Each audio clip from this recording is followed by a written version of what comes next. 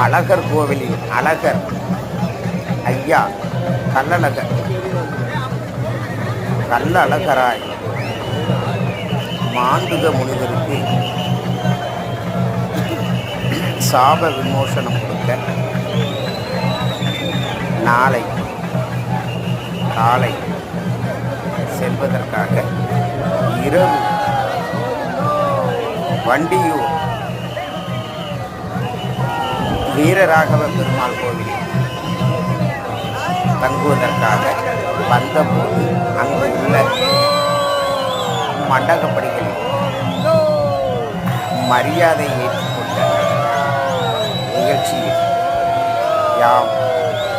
ஐயாவை தரிசனம் செய்து எல்லாம் அழகரின் கருப்பாசனம்